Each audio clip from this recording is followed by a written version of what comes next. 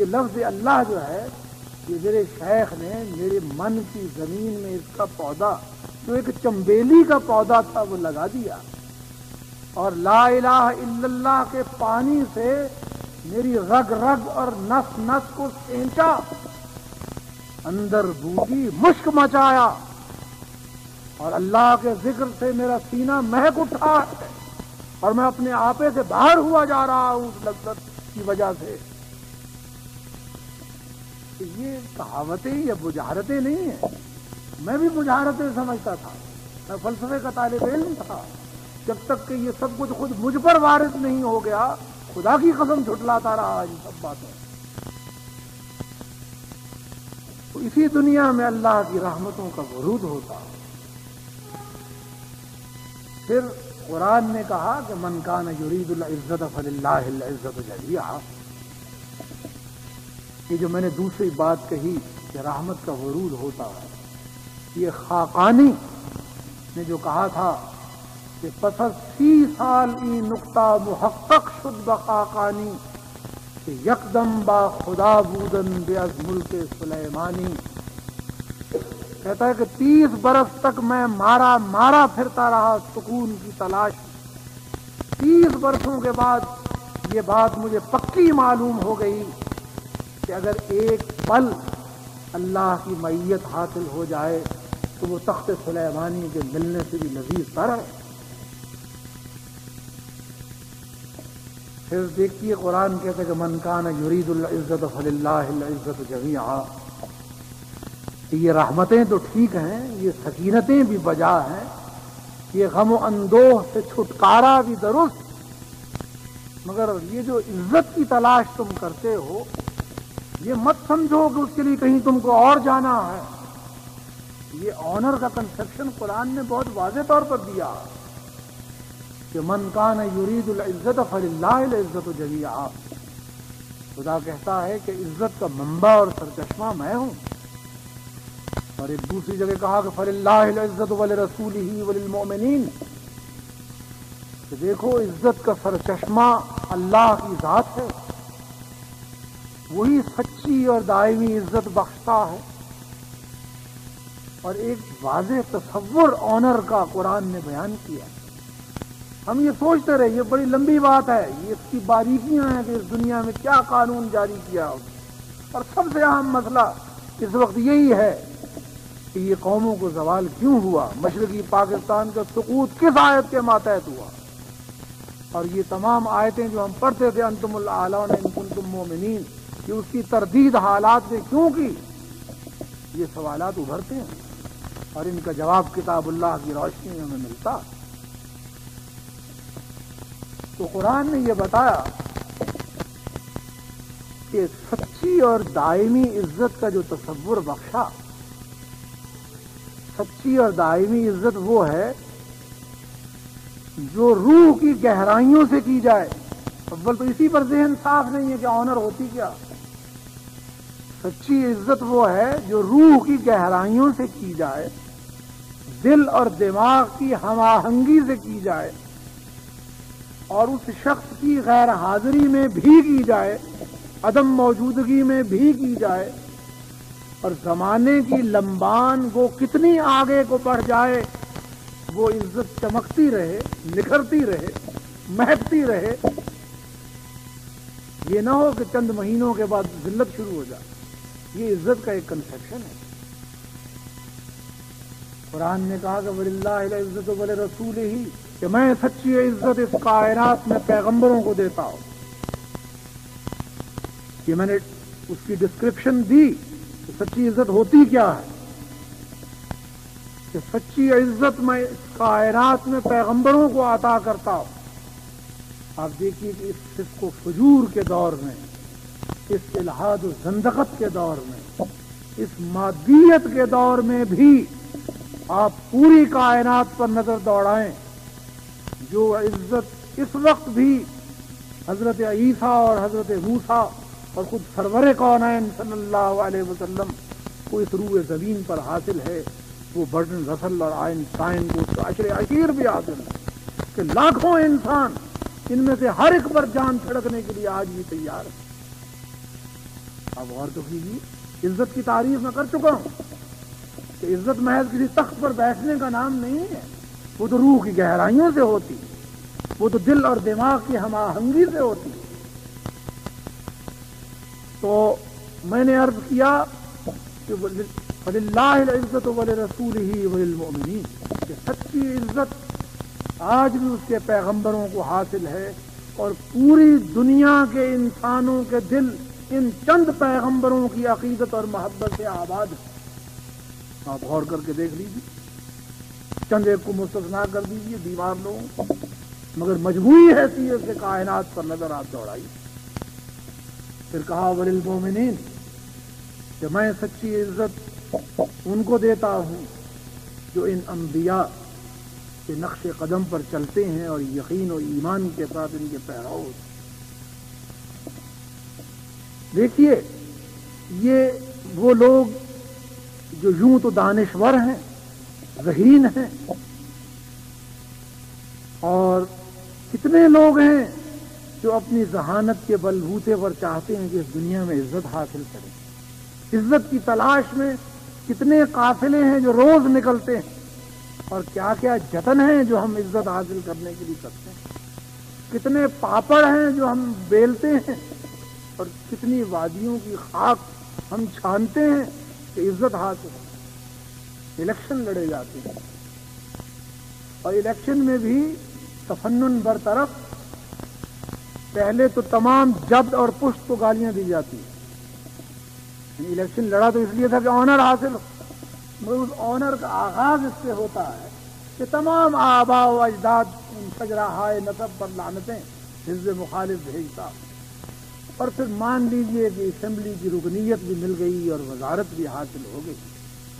مگر خدا را مجھے بتلاؤ کہ اس ملک میں پچھلے 25 برسوں میں کتنی کابینائیں بنی اور ٹوٹ گئیں، اور کتنے وزیر بنے، ان میں سے کتنے منسٹرز ہیں جن کے نام بھی ہمارے حافظوں میں باقی رہ گئے۔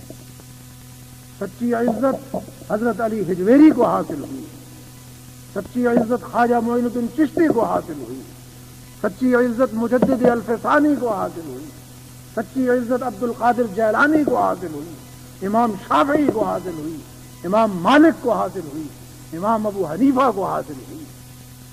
یہ عزت کے بارے میں قرآن یہ کہتا ہے کہ یہ لوگ جو اپنے آپ کو ذہین سمجھتے ہیں حقیقت میں بہت بے وقوف ہیں، اور ان کو عزت حاصل نہ ہو سکے، اس لیے کہ عزت وہ ہے جو چمکتی رہے، جو نکھرتی رہے، اور عزت وہ ہے جو دل کی گہرائیوں سے کی جائے۔ یہ عین اس وقت جب کہ کرسیوں پہ بیٹھتے ہیں، اور وہ لوگ جو ان کی تعظیم کے لیے کھڑے بھی ہو جاتے ہیں، عین اس وقت جب وہ کھڑے ہوتے ہیں ان کے دل لعنتیں بھیج رہے ہو اور گالیاں دے رہے ہو۔ یہ کیا عزت ہوئی؟ نہیں، غور کیجیے، پوسٹ مارٹم کیجیے۔ تو میں یہ عرض کر رہا تھا کہ اللہ کے ساتھ تعلق سے بڑی مستقل قسم کی دولتیں ہیں جو انسان کو حاصل ہوتی ہیں۔ تو اسی طرح اقوام کے بارے میں بھی یاد رکھیے کہ اسی دنیا میں اللہ تعالیٰ کے فائدے اور ضابطے ہیں جو قرآن نے بیان کیے، جن کے ماتحت قوموں کا عروج ہوتا ہے، جس کے ماتحت قوموں کا زوال ہوتا ہے، اور وہ قوم خود فریبی میں مبتلا ہے جس کے اثرات محض ایک قوم کے فرد ہونے کی بنا پر یہ چاہیں کہ خدا ان کے ساتھ امتیازی سلوک کرے۔ مخلوق ہونے کی حیثیت سے اللہ کی نظر میں تمام مخلوق یکساں ہے۔ قرآن حدیث میں آتا ہے کہ الخلق و عیال اللہ، کیا حضور نے لفظ فرمایا کہ تمام جتنی کریشن ہے، یہ تمام مخلوق یہ اللہ کی فیملی ہے، یہ تمام عیال ہے اس کا، یکساں مخلوق ہے اس کی نظر۔ تو اس کے جو قوانین ہیں، جیسا کہ یہ جسم جو ہے افریقہ میں ہو یا سوئٹزرلینڈ میں ہو یا پاکستان میں ہو، جہاں بھی یہ زہر کھاتا ہے اس پر موت آتی ہے، جہاں بھی یہ آگ سے لمس کرتا ہے یہ جل جاتا ہے۔ بالکل اسی طرح یاد رکھیے کہ اقوام کے لیے بھی کچھ قواعد اور ضوابط ہیں جو اللہ نے بنا دیے ہیں، اور قرآن بار بار کہتا ہے کہ وَلَن تَجِدَ لِسُنَّتِ اللَّهِ تَبْدِيلًا وَلَن تَجِدَ لِسُنَّتِ اللَّهِ تَحْوِيلًا۔ اللہ کا قانون انسانوں کے کسی گروہ کے لیے بدل نہیں جا سکتا، وہ واضح طور پر کہتا۔ اور خدا غریق رحمت کرے علامہ اقبال کو، تو وہ فرماتے تھے کہ حقیقت ازلی ہے رقابت اقوام، نگاہ پیر فلک میں نہ میں عزیز نہ تو، کہ قوموں کی جو ٹکر ہے، قوموں کی انا جو ہے یہ ٹکراتی ہے اس دنیا میں، ایک پرانی حقیقت، اور نگاہ پیر فلک میں نہ میں عزیز نہ تو قرآن مجید نے وہ قواعد اور ضوابط بتائے جن کے ماتحت قومیں جو ہیں ان کو عروج ہوتا ہوں۔ یہ ایک بہت بڑا المیہ ہے کہ 25 برس سے ہم پاکستان میں ایک منافقت کی زندگی بسر کر رہے ہیں۔ 25 برس مسلسل اور متواتر ہم نے ایک منافقت کی زندگی اختیار کی۔ علامہ اقبال علیہ الرحمہ، قائد اعظم علیہ الرحمہ، جیسا کہ آپ سب حضرات کو معلوم ہے، ان کا جھگڑا گاندھی کے ساتھ کیا تھا؟ گاندھی یہ کہتا تھا کہ دیکھیے قومیت کی بنیاد جو ہے وہ یہ خطہ زمین ہے، جو ہندوستان کا باشندہ ہے وہ ہندوستانی ہے، جھگڑا نہ کیجیے، اس کو اکھنڈ رہنے دیجیے۔ علامہ اقبال اور قائد اعظم نے کہا کہ ہم وطنیت کی بنیادوں پر اور خاک کی بنیادوں پر اور خطہ زمین کی بنیادوں پر قومیت کے قائل نہیں ہیں۔ جھگڑا یہی تھا۔ ہم تو نظریہ حیات رکھتے ہیں اپنا، اس کی بنیادوں پر ہم تو قومیت کی تشکیل کریں گے۔ جھگڑا ہوا، ملک کا بٹوارا ہوا، اسلامک ریپبلک اس کا نام رکھ دیا گیا۔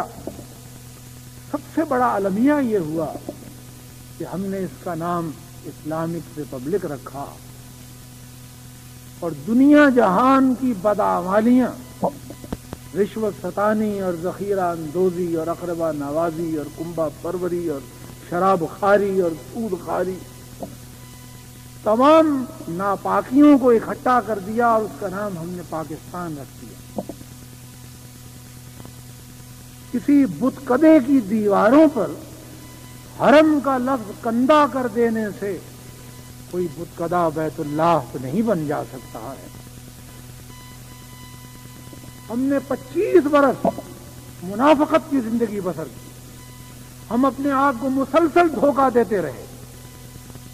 ہم نے کانسٹیٹیوشن بنانے کے بارے میں اپنے آپ کو اور عوام کی آنکھوں میں مسلسل دھول جھونکتے رہے، ہمیشہ اعلان کرتے رہے کہ ہمارا آئین جو ہے وہ کتاب و سنت کے منافی نہیں ہوگا۔ شرابوں کی درآمد جاری رہی، اسباب تعیش کی درآمد جاری رہی، شرابیں کشید ہوتی رہیں، آوارگی، فحاشی اور عریانی کے اڈے قائم ہوتے رہے، اور یہ اعلان ہوتا رہا کہ کتاب و سنت کے منافی نہیں ہوگی۔ ان بدعمالیوں کی آخری ارتقائی منزل مشرقی پاکستان کا سقوط تھا۔ جب مشرقی پاکستان کا سقوط ہوا، یہ ایک بہت بڑی ٹریجڈی ہے کہ ہم نے اس وقت بھی اپنے آپ کو دھوکہ دیا، اور ذرائع ابلاغ، ٹیلی ویژن اور ریڈیو، انہوں نے کہا کہ یہ غزوہ احد ہوا ہے، غزوہ حنین ہوا ہے۔ اب غور کیجئے کہ 25 سال کی مسلسل بدعمالیوں کے بعد جب اللہ کی طرف سے یہ سقوط ہوا تو ہم نے کہا کہ یہ غزوہ احد ہوا، اور یہ مومنوں پر آزمائش آئی۔ اس سے بڑا جھوٹ، اس سے بڑا فریب اور کوئی نہیں ہو سکتا جو ہم نے اپنے آپ کو دینا چاہا۔ یخادعون اللہ والذین آمنوا وما یخدعون الا انفسهم وما یشعرون، کہ ہم اللہ اور اس کے رسول کو دھوکہ دینے کی کوشش کرتے ہیں۔ خدا کہتا ہے کہ حقیقت میں تم اپنے آپ کو دھوکہ دے رہے ہو، مجھ کو دھوکہ نہیں دیتے۔ یاد رکھیے کہ آزمائش کا جو تعلق ہے وہ مومنین قانتین سے ہے۔ آزمائش کا تعلق تو ان مومنوں کے ساتھ ہے جن کو عارضی طور پر بھٹی میں ڈالا جاتا ہے تاکہ وہ کندن ہو جائیں۔ ابتلا قرآن کا لفظ ہے کہ مومنوں کو اس دنیا میں وہ آزماتا ہے، یہ ایک مستقل موضوع ہے۔ میں اس وقت اتنا عرض کرتا ہوں کہ آزمائش مومنین قانتین پر آتی ہے اور اس معاشرے پر آتی ہے جنہوں نے معاشرے کی تطہیر کی ہوتی ہے۔ یہ لفظ قرآن ان کے بارے میں بولتا ہے جنہوں نے ارتکاز دولت کو ختم کیا اور رشوت ستانی اور ذخیرہ اندوزی اور سود خاری سے معاشرے کی تطہیر کی تھی، جنہوں نے غزوہ بدر لڑا تھا، ان کے بارے میں قرآن کہتا ہے کہ ہم نے انہیں بھٹی میں ڈالا تاکہ انہیں کندن بنا سکیں۔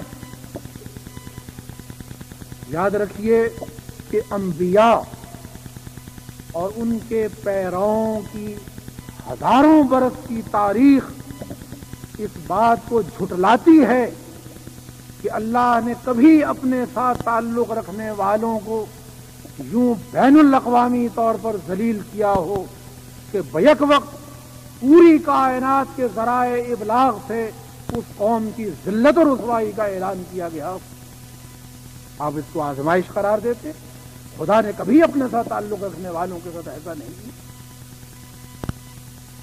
تو ہم نے کہا کہ یہ غزوہ احد ہوا، یہ غریب طالب علم، یہ اسٹوڈنٹس کمیونٹی، یہ ینگر جنریشن، یہ بیچاری جس نے اپنے حکمرانوں کی زبان سے اسلام کا لفظ سنا، جس نے آخری بار اسلام کا لفظ یحییٰ خان سے سنا جبکہ وہ نشے میں دھت تھا اور وہ اللہ اکبر اور لا الہ الا اللہ کہہ رہا تھا۔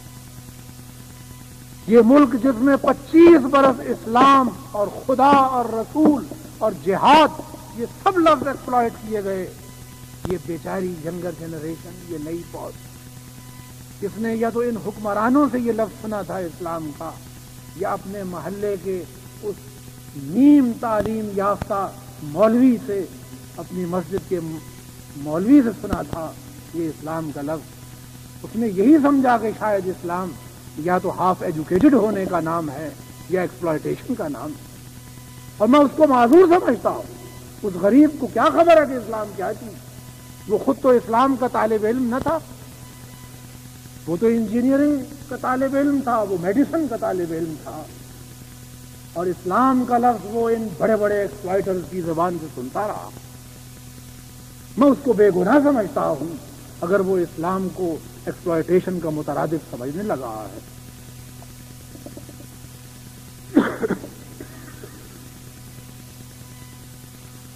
تو میں یہ عرض کر رہا تھا کہ قرآن مجید جیسے ایک اناڑی وکیل غلط پینل کوڈ کی دفعہ لگاتا ہے، جہاں 26 لگتی ہو وہاں 36 کہہ دیتا ہے۔ آپ یقین کیجئے کہ جب سے سقوط مشرقی پاکستان کا ہوا ہے، علماء قرآن مجید کی غلط آیتیں پڑھتے رہے اور غزوہ احد و حنین کا ذکر کرتے رہے۔ ہر حادثہ جو اس کائنات میں رونما ہوتا ہے، ہم بھی طالب علموں کی طرح قرآن مجید لے کے بیٹھ جاتے ہیں اور اس میں ڈھونڈتے ہیں اسے۔ ہم یہ آیت کیوں نہیں پڑھتے؟ وہ دفعات جو مجھے نظر آئیں قرآن مجید کی سقوط مشرقی پاکستان کے بارے میں، وہ یہ تھی۔ ہم یہ آیت کیوں نہیں پڑھتے کہ فَبِمَا نَقْضِهِم مِّيثَاقَهُمْ لَعَنَّاهُمْ وَجَعَلْنَا قُلُوبَهُمْ قَاسِيَةً؟ غزوہ احد و حنین کا ذکر کہاں کرتے ہو خدا کے لیے؟ عاد و ثمود کی قوموں کے عذاب کا ذکر کیوں نہیں کرتے؟ قرآن کہتا ہے کہ فَبِمَا نَقْضِهِم مِّيثَاقَهُمْ کہ بعض قومیں ایسی ہیں جو ہم سے کہتی ہیں کہ اے اللہ تو ہمیں روئے زمین عطا کر، ہم اس پر تیرے نظریہ حیات کو نافذ کریں گے، اور جب ہم وہ عطا کر دیتے ہیں فَبِمَا نَقْضِهِم مِّيثَاقَهُمْ تو وہ ہم سے آنکھیں پھیر لیتے ہیں اور وعدہ شکنی کرتے ہیں گویا کبھی کوئی وعدہ نہ ہوا تھا۔ خدا کہتا ہے کہ لَعَنَّاهُمْ ہم نے اسی دنیا میں ان پر لعنتیں بھیجیں، وَجَعَلْنَا قُلُوبَهُمْ قَاسِيَةً ہم نے ان کے دلوں کو کٹھور بنا دیا کہ خیر اور شر میں تمیز کی، صلاحیت ہی ان کی اچک لی ہے. ہماری منافقت. صحافیوں نے لکھا سقوط مشرقی پاکستان پر، اور ہم نے ڈبڈباتی ہوئی آنکھوں سے پڑھا کہ اسلام زندہ ہوتا ہے ہر کربلا کے بعد. اس امام مظلوم کا ذکر کرتے، 1,00,000 تندرست و توانا آدمی ہتھیار ڈالتے ہیں، اور منافقت کی کوئی حد ہونی چاہیے. آدھا ملک ہاتھ سے چھن جاتا ہے، پوری کائنات میں ذلت و رسوائی کا اعلان ہوتا، اور کہتے ہیں کہ اسلام زندہ ہوتا ہے ہر کربلا کے بعد. یعنی اس امام الشہداء کا ذکر کرتے ہو جس کے سامعہ سے اس کی پیاسی اور بلکتی ہوئی بچیوں کی آوازیں ٹکرا رہی تھیں، اور اس نے ہتھیار نہ ڈالے. وہ جس نے قاسم کا لاشا دیکھا اور اس نے ہتھیار نہ ڈالے. وہ جس نے علی اکبر کا لاشا دیکھا، جس نے اپنے 6 مہینے کے شیرخوار بچے کو اپنی آنکھوں کے سامنے ذبح ہوتے ہوئے دیکھا اور اس نے ہتھیار نہ ڈالے. جس نے اپنے گھر کے تمام افراد کے لاشوں کو خاک و خون میں تڑپتے ہوئے دیکھا. وہ جو دشمنوں کے نرغے میں تنہا رہ گیا تھا، وہ عزم و ہمت کا پیکر، وہ صبر و استقامت کا حوالہ، وہ عزت و ناموس کا سراپا جو دشمنوں کے نرغے میں تنہا رہ گیا تھا. ہاں ان کی بھی ناکہ بندی ہو گئی تھی، ہاں وہ بھی دشمنوں کے نرغے میں آ گئے تھے، اور حسین ابن فاطمہ تنہا رہ گیا تھا، مگر اس نے ہتھیار نہ ڈالے. وہ جو تنہا رہا اور دشمنوں کی صفوں پر ٹوٹ پڑا اور بے جگری سے لڑتا ہوا شہید ہوا. تم اس امام الشہداء کا ذکر کرتے ہو اور کہتے ہو کہ اسلام زندہ ہوتا ہے ہر کربلا سے. یعنی فریب دینے کی کوئی حد ہونی چاہیے. ہاں، قرآن کی دفعات دیکھیں. قرآن کہتا ہے کیا فتؤمنون ببعض الکتاب وتکفرون ببعض فما جزاء من يفعل ذلك الا خزي في الحیات الدنیا. کہ تم میرے ساتھ مذاق کرتے ہو کہ قرآن مجید کے جو حصے تمہیں آسان نظر آتے ہیں اس پر تو تم عمل کر لیتے ہو.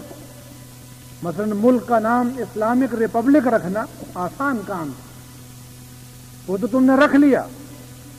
وہ کام جن میں کوئی دقت نہ تھی قرآن کہتا ہے وہ تو تم کر لیتے. مثلا یہ کہ اسلام ذاتی ملکیت کا شدید قائل ہے، یہ کام آسان تھا، اس سے زمینیں بچتی بھی.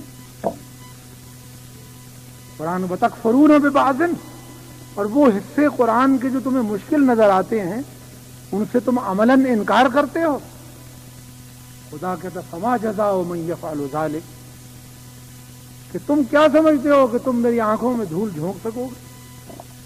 لفظی ترجمہ سنیے کہ فما جزاء من يفعل ذلك، کہ جو قوم یوں کرے گی وہ کیا سمجھتی ہے کہ میں اس کو کیا سلا دوں گا. الا خزي في الحیات الدنیا، میں اس دنیا کی زندگی میں ان کو ضرور ذلیل کروں گا. غزوہ احد کا ذکر کہاں کرتے ہیں؟ حنین کہاں سے آ گیا؟ قرآن تو یہ کہتا ہے کہ فما جزاء من يفعل ذلك الا خزي في الحیات الدنیا،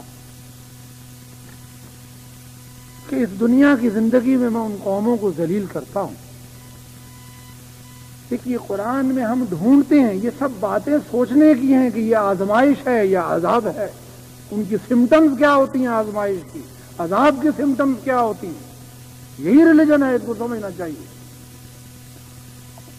تو قرآن یہ بھی کہتا ہے کہ ہم نے مختلف قوموں کو ان کی بدعمالیوں کی بنا پر جب جھنجھوڑتے ہیں ہم، تو بعض قومیں چونک اٹھتی ہیں اور وہ اپنی تمام انرجی کو، اپنی توانائی کو چینلائز کر دیتی ہیں خیر اور بھلائی کے لیے. اور یہ بھی کہتا ہے کہ کچھ قومیں ایسی ہیں کہ جب ہم ان کو جھنجھوڑتے ہیں قالوا قد مس آباءنا الضراء والسراء فأخذناهم بغتة وهم لا يشعرون. کہ جب ہم نے ان کو جھنجھوڑا اور جو اس معاشرے کے نیک لوگ تھے انہوں نے کہا کہ یہ عذاب الہی ہے، ہوش میں آؤ، تو انہوں نے کہا یہ تم کیا سپرسٹیشن کی باتیں کرتے؟ قالوا قد مس آباءنا الضراء والسراء. یہ 1400 سال پہلے بھی ایسے انٹلیکچوئلز موجود تھے، یاد رکھیے، تو یہ کہتے تھے کہ یہ ڈیفیٹ، یہ وکٹری، یہ قوموں کو ہوتی ہیں، کبھی ڈیفیٹ ہو جاتی ہے، کبھی وکٹری ہو جاتی ہے، اس میں عذاب کہاں سے آ گیا؟ تو قرآن یہ کہتا ہے کہ اس میں ذہانت کی کوئی بات نہیں. زمانہ جاہلیت کے بدوؤں نے بھی کہا تھا کہ قالوا قد مس آباءنا الضراء والسراء. یہ شکست و فتح تو ہوتی رہتی ہے، اس میں عذاب کون سا آ گیا ہے؟ خدا یہ کہتا ہے کہ جب تم دیکھو کہ کسی قوم پر یہ حالت طاری ہے کہ وہ عذاب ماننے کے لیے تیار نہیں ہے اور اس کو سپرسٹیشن قرار دیتی ہے، فَأَخَذْنَاهُمْ بَغْتَةً، ہم ایسی قوموں کو ایک دوسرا تھپڑ رسید کرتے ہیں اور یکایک ان کو دبوچتے ہیں، اور یوں دبوچتے ہیں کہ ان کو یہ سوچنے کا موقع بھی نہیں دیتے کہ یہ سپرسٹیشن ہے یا سچ مچ کا عذاب ہے. تو قرآن مجید پڑھنے سے یہ پتہ چلتا ہم اب اس فیز میں ہیں، یہ جس حالت سے ہم گزر رہے ہیں.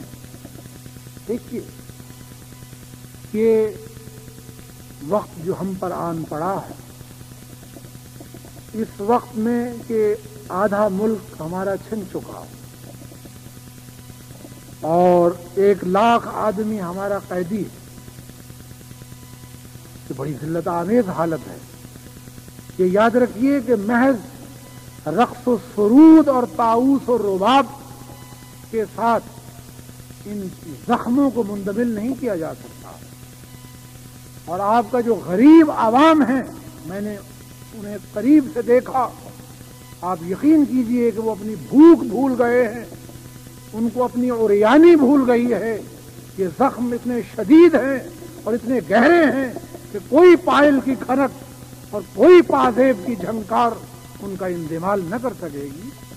اور وہ سیاستدان جو یہ سمجھتے ہیں کہ ذرائع ابلاغ سے رقص و سرود اور طاؤس اور رباب کے ذریعے وہ ان زخموں کو منتمل کر سکتے ہیں، وہ بہت غیر نفسیاتی بات سمجھتے ہیں. تو یہ جو وقت تھا یہ رقص و سرود اور طاؤس و رباب کا وقت نہ تھا. یہ میں اس مقدس تاریخ کا ذکر نہ کروں گا کہ میں آپ کو بتا رہا ہوں کہ ہم یہاں منافقت کی زندگی بسر کرتے ہیں. 25 برس سے منافقت کر رہے ہیں اور اب تک منافقت کرتے چلے آ رہے ہیں. جب تک اس منافقت کو ہم نہیں چھوڑتے ہیں، آپ یقین کیجئے ہمارا کردار کبھی ٹھیک نہیں ہو سکتا. Mujibur Rahman, I am giving the devil his due, Mujibur Rahman نے ٹھیک اعلان کیا کہ یہ سیکولر اسٹیٹ ہے. قصہ ختم ہو گیا نا کہ یہ لادینی ریاست ہے. ہمارا سب سے بڑا المیہ یہ ہے کہ ہم یہ کہتے ہیں یہ اسلامک ریپبلک ہے، یہ بھی سیکولر اسٹیٹ میں آپ کو بتاؤں ہے، یہ بھی لادینی ریاست. ہم نے اس کی دیواروں پر لکھ دیا ہے کہ یہ بیت اللہ ہے، یہ اسلامک ریپبلک. مجیب الرحمان نے کہا کہ یہ لادینی ریاست ہے اور بعد میں یہ بھی اعلان کیا کہ شراب جو ہے وہ سرکاری پارٹیوں میں صرف نہ کی جا سکے. بھارت ایک لادینی ریاست ہے مگر گائے وہاں سرکاری پارٹیوں میں صرف نہیں کی جاتی، گائے کا گوشت. یہ ایک اسلامک ریپبلک ہے جہاں ہر گورنر ہاؤس میں شراب سرکاری پارٹیوں میں تقسیم ہوتی.